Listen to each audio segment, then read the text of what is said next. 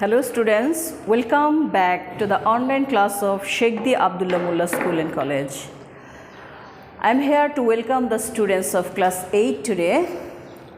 In this session of our half-yearly examination, we have to complete our syllabus according to the syllabus. So, in this session, we are going to complete the session and we have to complete it according to the syllabus.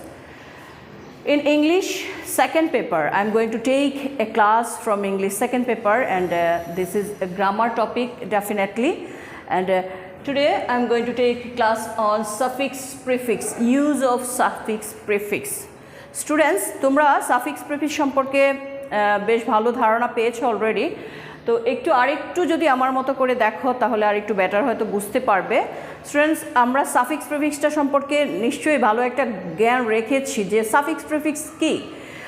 যেই শব্দটা বক্সের মধ্যে দেওয়া থাকে বা ব্র্যাকেটের মধ্যে দেওয়া থাকে, সেই শব্দটা মূল একটা শব্দ দেওয়া থাকবে, সেটাকে সেন্টেন্সের অর্থ অনুযায়ী তোমাকে সেই শব্দটাকে চেঞ্জ করতে হবে। আমরা জানি this is nothing else the use of proper parts of speech in a sentence.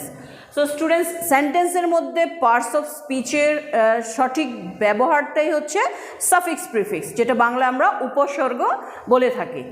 তো এখানে আমরা দেখব যে সেন্টেন্স একটা প্যাসেজ দেওয়া থাকে, সে অনুযায়ী বক্সে যে শব্দটা থাকে তার প্রপার ইউজটা করতে হয়। আর এই পরিবর্তনটা মূলত পার্টস অফ স্পিচের কোন কোন অংশে থেকে করা হয়ে থাকে? Noun, verb, adjective, adverb. আমরা জানি পার্টস অফ স্পিচ হচ্ছে আমাদের 8 প্রকার, বাট এখানে ব্যবহৃত হয় হচ্ছে 4 প্রকারের, যেটা হচ্ছে রুট ওয়ার্ড বা বেস ওয়ার্ড যেগুলো থাকে, যার পরিবর্তন, যেমন কখনো কোনো ভার্বকে নাউনে চেঞ্জ করা যায়, আবার কখনো কোনো নাউনকে অ্যাডজেক্টিভ বানানো যায়, অ্যাডজেক্টিভকে অ্যাডভার্ব বানানো যায়, আবার অ্যাডভার্বকে পরিবর্তন করে আমরা অ্যাডজেক্টিভ করতে পারি। এই যে পরিবর্তনটা, এটা মূলত হচ্ছে মূল শব্দের মধ্যে কিছু পরিবর্তন বা বিবর্তন এনে আমরা সেন্টেন্সটাকে ফুল মিনিং দিয়ে থাকি। স্টুডেন্টস, এখানে তোমরা যখনই করতে যাবা প্র্যাকটিস সাফিক্স প্রিফিক্সের, অফকোর্স তুমি চিন্তা করবা যে আমার এই মূল শব্দটা কোথায় ইউজ হচ্ছে, এটার মিনিংটা অ্যাডজেক্টিভ দিলে প্রপার হবে না অ্যাডভার্ব, নাকি এটা ভার্ব আকারে আমাকে ইউজ করতে হবে। এই পার্টস অফ স্পিচগুলো নিতান্তই ইম্পর্ট্যান্ট এবং পার্টস অফ স্পিচের উপর আজীবন কিন্তু আমাদের বিভিন্ন রকম টপিকের উপরে গ্রামাটিক্যাল কোশ্চেন হয়ে থাকে, জব বলো, তারপরে অ্যাডমিশন টেস্ট বলো। So parts of speech is very important topic of English grammar.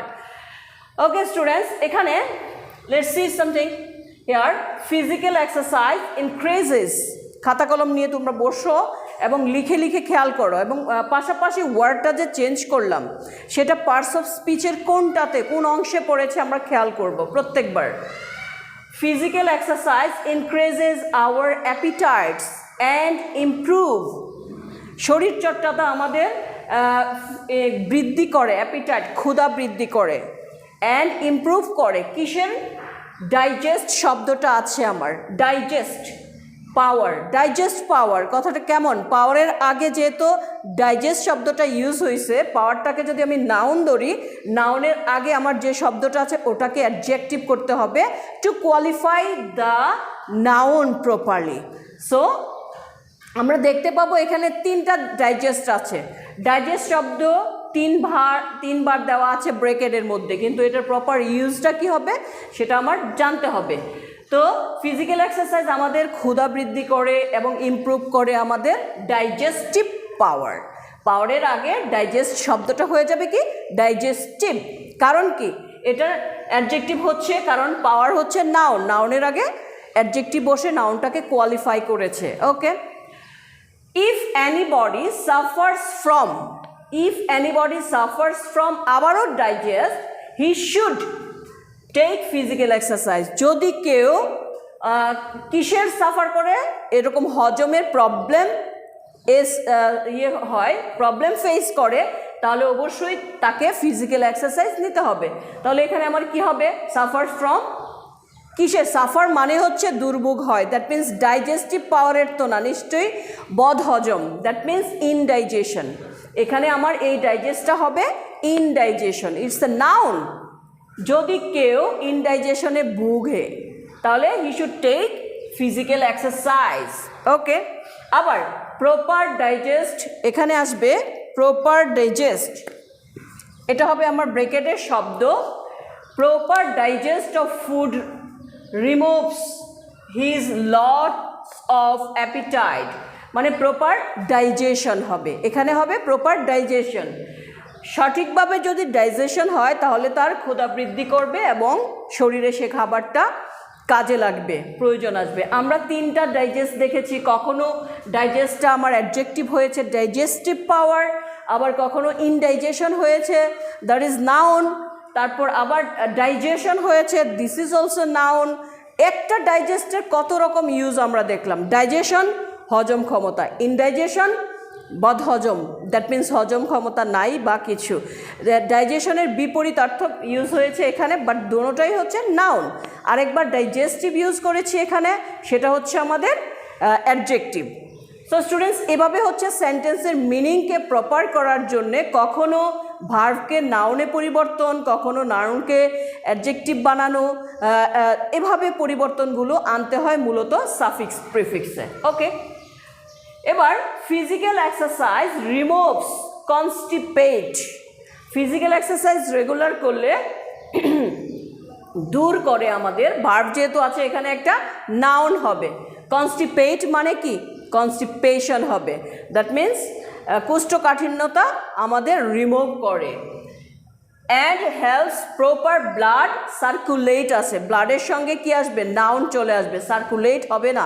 Circulate হচ্ছে ভার্ব, আমার আসবে noun, proper blood circulation. Okay, তারপর our antibodies will be act if our blood circulation is norm. কথা খেয়াল করবো আমরা, hour antibodies will B, আমাদের যে বডির যে অ্যান্টিবডি থাকে, অ্যান্টিবডি মিন্স হোয়াট, যে রোগ প্রতিরোধ ক্ষমতা থাকে, সেটা কি হয়ে যায়? ইনঅ্যাক্টিভ হয়ে যায়। এখানে আছে অ্যাক্টিভ, হবে আমার ইনঅ্যাক্টিভ, ইনঅ্যাক্টিভ হয়ে যাবে if our blood circulation is norm. Normal থাকলে কি ইনঅ্যাক্টিভ হবে? না, নিশ্চয়ই। তাহলে আমার এই শব্দটা কি আসবে? Abnormal.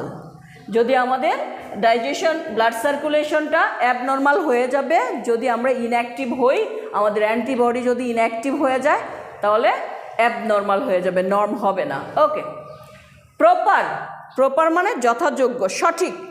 Proper blood circulation in our bodies may cause many predictable diseases, বিভিন্ন রোগের সৃষ্টি করতে পারে। দ্যাট মিনস সবগুলো হচ্ছে নেগেটিভ কথাবার্তা হয়েছে। তাহলে প্রপারের বিপরীত হবে আমার improper. Improper that means which is not proper, that is improper. Improper blood circulation, blood circulation যদি আমাদের প্রপার ওয়েতে না হয় তাহলে our bodies may cause many, আমার বডির অনেক রকম কি হতে পারে? আনপ্রিডিক্টেবল, অপ্রত্যাশিত। অপ্রত্যাশিত কি হতে পারে? অপ্রত্যাশিত রোগ হতে পারে। তো আমরা দেখলাম একটা সেন্টেন্সের উপরে দুইটা শব্দের পরিবর্তন কিভাবে এসছে, এবং ফুল সেন্টেন্স পড়ে অর্থটাকে মোটামুটি নিজের মধ্যে বুঝতে পেরে পরবর্তীতে কিন্তু অ্যাডজেক্টিভগুলো বা ভার্বগুলো বা নাউনগুলোকে সাফিক্স প্রিফিক্সে পরিবর্তন করতে হয়। ওকে, নাও so we must sure proper blood circulation in our body. তাই আমরা আমাদের বডির সঠিক ব্লাড সার্কুলেশনটাকে কি করব? শিওর করব। মাস্টের পরে আমার কি হবে? এটা অবভিয়াসলি মাস্টের পর ভার্ব হবে। শিওর কি ভার্ব? নো। তাহলে কি হবে? আমাদের নিশ্চিত করতে হবে। নিশ্চিত করা কি? এনশিওর। এনশিওর হচ্ছে verb. So we must ensure proper blood circulation in our body. So students, তোমরা এই শব্দগুলোকে যদি প্রপারলি লিখে যাও, যেমন আমি কি বলেছিলাম? Physical exercise increases our appetites and improves কি? Digestive power. ডাইজেস্টিভ, এতে আসলো ডাইজেস্টিভ। তারপরে B, if anybody suffers from indigestion he should take physical exercise. যদি কেউ ইনডাইজেশনে ভুগে তাহলে সে অবশ্যই কি করবে? ইনডাইজেশন। বদহজমে ভোগে, যার হজম ক্ষমতা ভালো না থাকে তাকে ইনডাইজেশন বলে। He should take physical exercise. Okay, তারপর proper digestion of food removes his loss of appetite. তাহলে proper digestion of food removes his, হ্যাঁ, যদি প্রপারলি তোমার ফুড ডাইজেস্ট হয় তখন কি লস করে? ওকে, তারপর ফিজিক্যাল এক্সারসাইজ রিমুভস কনস্টিপেশন। আমরা ডিতে কি পেলাম?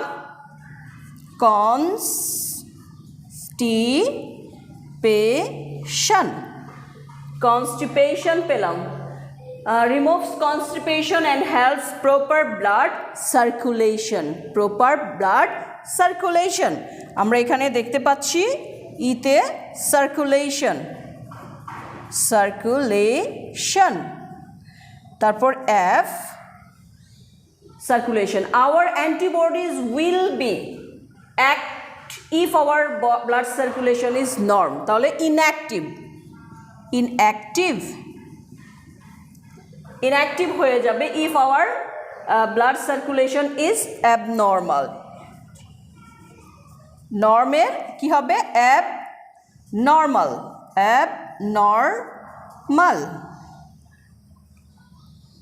অ্যাবনর্মাল যদি হয়ে যায় তাহলে দেন proper blood circulation, that is improper. Which is not proper, that is improper. Improper blood circulation in our bodies may cause many predictable মানে হচ্ছে প্রত্যাশিত কিছু, আনপ্রিডিক্টেবল অপ্রত্যাশিত, যেটা চিন্তাও করিনি এরকম কিছু একটা হয়ে যাবে। তাহলে আমাদের এখানে আমরা লিখতে পারি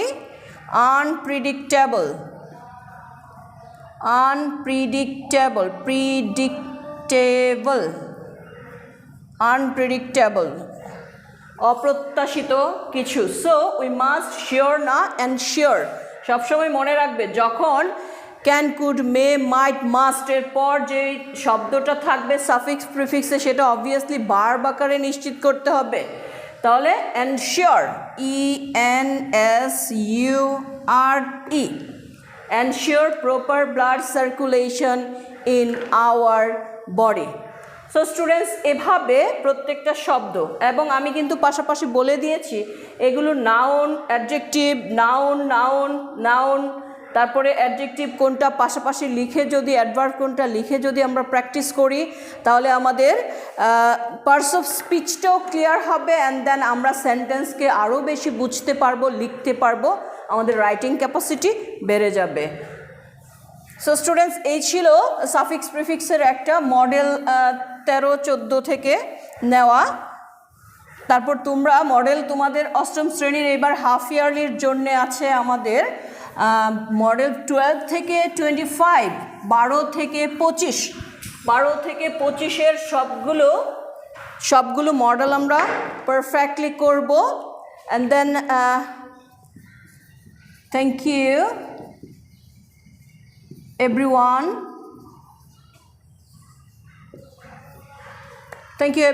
দেখা হবে নেক্সট কোনো ভিডিওতে। আল্লাহ হাফেজ।